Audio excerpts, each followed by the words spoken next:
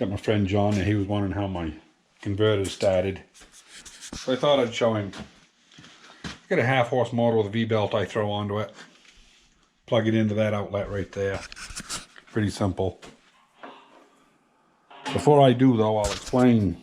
I've got 240 right here running out, 2 wires down into the three-phase motor.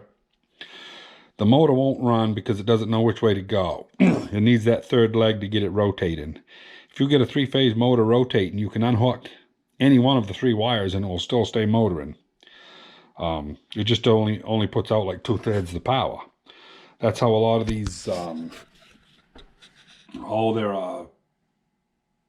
having a brain fart again. Starts with capacitors, but it doesn't actually run on true 3-phase. It's really running on 240, and of course 240 isn't really in phase with 3-phase, but it works. So anyway, yeah, we got the 240 going in to 2 of the wires. The third wire gets hooked to another leg and comes out, goes into your 3-phase, along with splitting off of those other 2 wires. And that connection's done, you know, down here in the box. It comes out, so you actually have there's 5 wires in here. And real simple, spin it up. Some people use capacitors to spin them up. That's what a modern one is. That one is right full of capacitors. Every one of these has a capacitor on the end of it. That's a 30 horse converter. I don't run that unless I'm running my big stuff because it's just a waste of power. So I run this little guy here. I think this is a 7.5 horse. Anyway, plug this in and she'll come up to speed.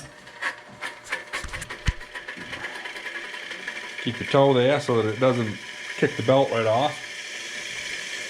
Snap the power onto it. That's all there is to it. Just can't remember to forget to unplug that. And now we've got 3-phase power down here on the mill. That little converter actually runs the crank grinder, the surface grinder, it runs the mill, it runs the broach. It really runs more of the equipment that I normally run. And then the big converter runs the CNC, the Big Monarch, the Osama Senior. Those all have 10 horse motors in them. So anyway, that's how it works. But right now I'm going to drill this out. I'm putting in a helicoil. When I drilled it out, I frigged up and got off. Took the threads out on half of it. So I got out what was left. We're going to drill it out. We're going to put a helicoil in it. For those of you who are not familiar, these do tell you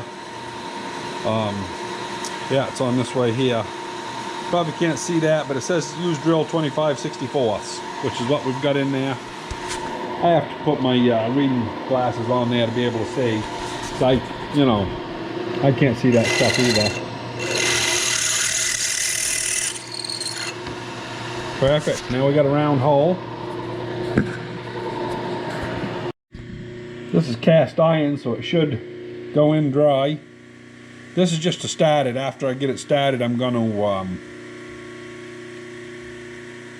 use the go the right way here. There we go. I'm going to use the hand wrench to put it in.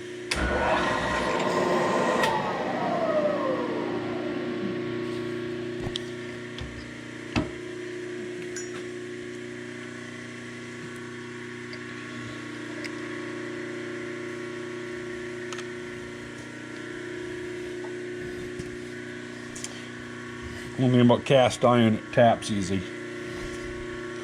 Bring you back here when I get this done. Okay, I got that all tapped. Did a nice job. So now comes the easy part, or sometimes frustrating part. It all depends how they start. So anyway, as long as you've got your driver, now you can use a 3/8 bolt and grind a spot on the end of it similar to this.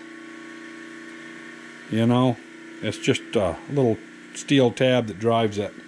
These plastic drivers are crap, but if you haven't abused them and you go careful when you start, and it's kind of a funky thing. Sometimes they start right off perfect. That one's going to start right off good. It just took a little bit of finger guidance. Going until at least one thread. My thread is just disappearing. There's a half a turn. We'll see here what it looks like. We can go in, drive it a little further if we want. Yeah, I think that's good. I'm down about one thread. Oh, look at that. I might even be in.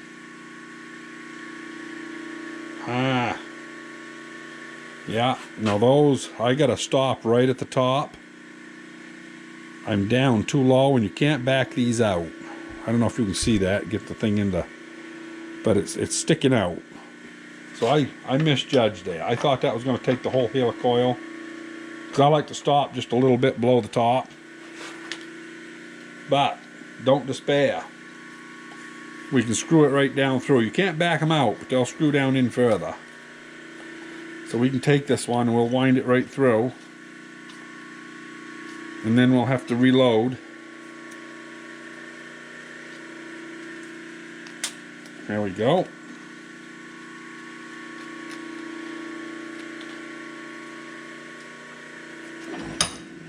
Then we'll get it out. We'll try this again. But before I try it again, I'm going to go burn off on the grinder just one piece, and we'll see what it looks like when we screw it in next time. I think it'll come out a little better. There you can just see where I had the wheel hit the next thread, but it won't hurt nothing. So now we'll try this one more time. This time it shouldn't stick through the bottom. Yeah, started right up good.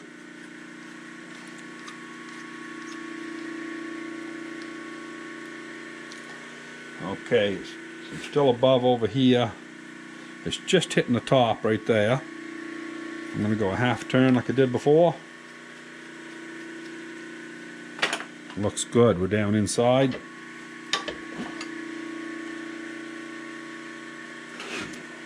Lighting isn't perfect here, but yeah, I think you can see that. You can just see that tang to break off. We'll run a little punch in there, see if we can't break that off. Simple as that. Oh, I was going to show you the tang, but anyway. Now we have a perfect hole through that. No steel driver in the way. I'll go get a bolt, we'll make sure it's going to work. Yeah, we'll try this out.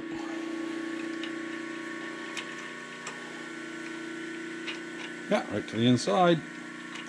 No burrs, no nothing.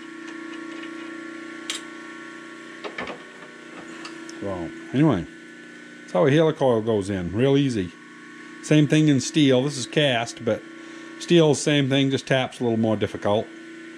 You know, you got to use lubricant and stuff, but other than that, real simple. Well, we got this thing all put together. As you can see, stuff came out pretty good. These are the ones I just showed putting the helicoils in. And I did adjust these almost a 1/4 of an inch to get the bevel gears to line up right. And before there it would skip on the teeth because it could move. Of course it turns meaner than a son of a gun because there's no lubrication, you know, on these slides in here. And I'm holding off from putting lubrication on that stuff until we get it painted. We're going to throw some green paint on this thing, just make it look somewhat presentable. Right now, I'm just starting to fit a guide in here. We're just going to have a square piece. That's a piece of 3/8 by 3. And I'm going to take this piece of 1/4 by 8. This is the width of the other bar, and this will go around the 2 spring towers. So I'm going to cut this out. I've got my tin down here so I won't frig up my floor. And we'll see what it looks like in about 10 minutes here. I'll bring you back.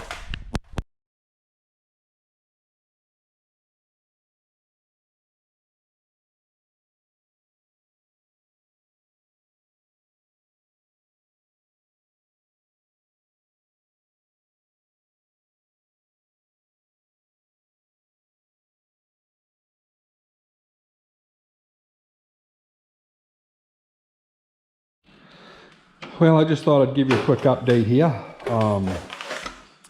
Got this guard all done, and we're putting a deflector on the bottom. As you can see, I've got everything countersunk. The reason I'm doing the bolts instead of just tack welding stuff together is if I ever want to change it out, I've got the option, because we may want a longer discharge piece here or something like that, you know.